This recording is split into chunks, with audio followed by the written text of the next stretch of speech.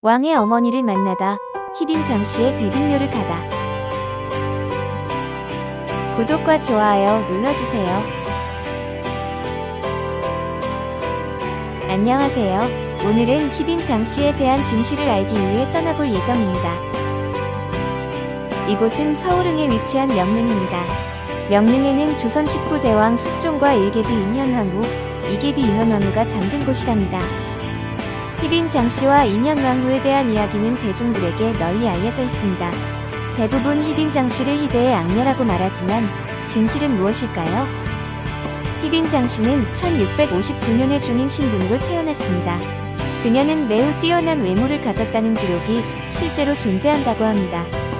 그녀는 어린 나이에 입궁을 하였으나 숙종 6년의 원비 임경왕후가 병으로 승하하는 일이 발생했습니다.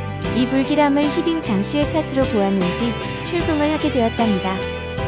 그러다 3년 뒤 다시 재입궁을 하게 되면서 후궁이 되었습니다. 이렇게 희빈 장씨는 숙종의 사랑을 받는 여인이 되었답니다. 그 후 1688년에 아들을 낳게 되었습니다. 숙종은 14년이나 기다린 아들인지라 희빈 장씨를 더 아꼈다고 전해집니다. 숙종은 첫 아들을 원자로 책봉하고 싶었지만 대신들은 반발하였습니다. 아직 왕비이던 인현왕후의 나이가 23세로 이르다고 본 것입니다. 그럼에도 숙종은 원자로 정후하게 되고 후에는 세자로 책봉했습니다. 어지러운 정치 속에서 숙종은 원자를 적장자로 만들기 위해서는 희빈 장씨가 왕비가 되어야 한다고 생각한 듯 싶습니다. 당시 남인과 서인의 대립으로 인해 인현왕후와 희빈 장씨에게도 큰 영향을 끼친 것은 알 수 있답니다.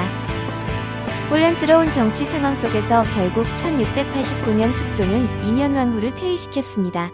그러면서 희빈 장씨가 왕비가 된 것입니다. 그러나 인현왕후가 폐비가 되면서 백성들의 민심은 크게 떨어졌습니다. 그리고 숙종은 무수리 출신의 숙빈 출씨를 아끼게 되면서 서인들은 희빈 장씨에 대한 모함을 하기 시작했습니다. 1694년 갑술원국으로 인해 서인의 세력이 커지면서 인현왕후는 다시 왕비의 자리로 앉게 되었습니다. 그러면서 희빈 장씨는 다시 후궁의 자리로 내려오게 되었습니다. 이처럼 장희빈은 대중들의 인식 속에 남겨진 포악한 성격으로 왕비의 자리에서 쫓겨난 것이 아니었습니다. 그녀는 어지러운 정치 속에서 권력 다툼으로 인해 밀려난 것이었답니다.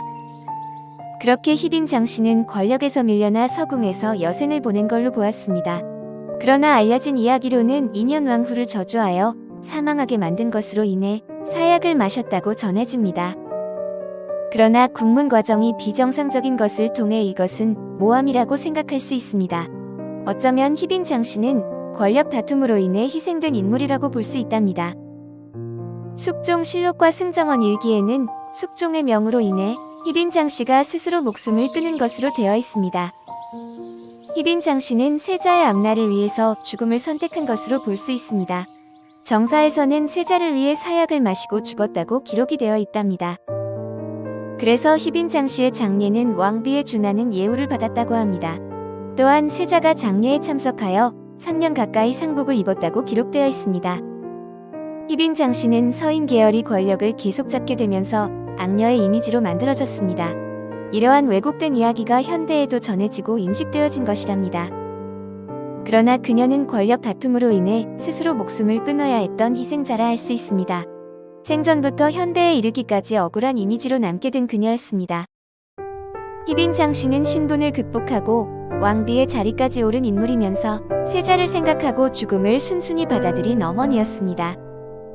이렇게 희빈 장씨의 진실된 역사를 살펴보았습니다. 시청해주셔서 감사합니다.